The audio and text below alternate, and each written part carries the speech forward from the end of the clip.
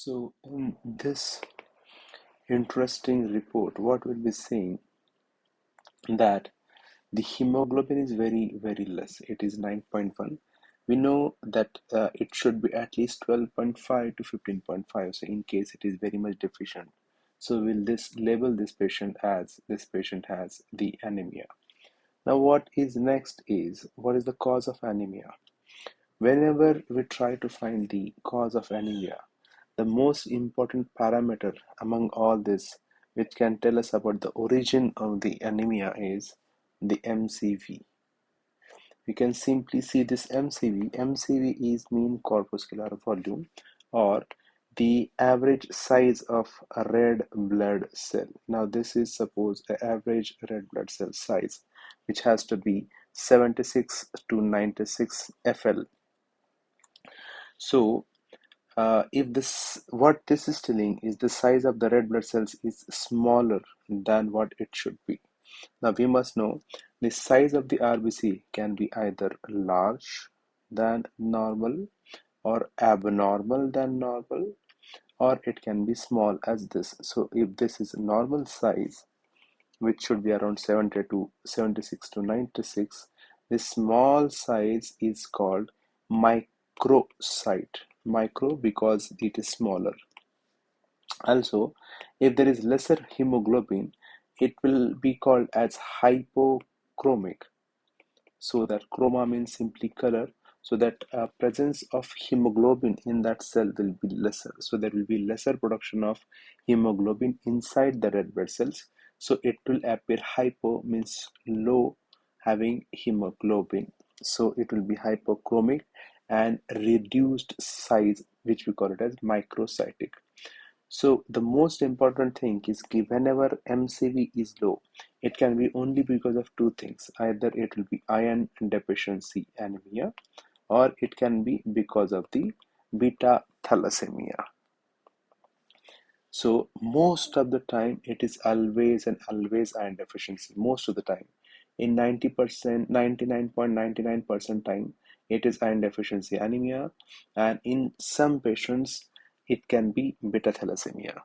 So this presence of microcytes, presence of hyperchronia will be seen in both the iron deficiency anemia as well as beta thalassemia. So how can we label or how can we diagnose whether this particular patient has iron deficiency or thalassemia? In that case, you can simply go ahead with the serum iron study. You can simply go ahead with the serum iron study, serum ferritin study, because in iron deficiency anemia, the serum iron, the serum ferritin will be much lesser. It will be severely deficient, whereas in beta thalassemia, these will be increased. So serum iron levels will be increased in the beta thalassemia, whereas in iron deficiency anemia, the serum iron will be reduced. The total iron binding capacity will be much increased in iron deficiency anemia, whereas in beta thalassemia, the TIBC will be normal or it will be reduced. So these are the main differences on the basis of hemoglobin MCV, we can directly diagnose whether the patient has iron deficiency anemia or beta thalassemia. If we directly want to come to know whether the patient has beta thalassemia or not, we can go for protein electrophoresis, which can directly diagnose the uh, beta thalassemia trait or beta thalassemia disease. There is one more important parameter which can tell us about a possibility or likelihood of iron deficiency anemia versus beta thalassemia. It is called the Menzer index. It is Menzer index. So what this Menzer index tells, this tells that you can simply take MCV, which in this case is 60.8, and you divide it by the RBC count, which is 4.8 million per cubic millimeter. So you calculate, and what you'll get is a number. So if this number is more than 13, it tells that likelihood of iron deficiency anemia is much, much more. And if it is less than 13, then the chances of beta thalassemia is much, much more.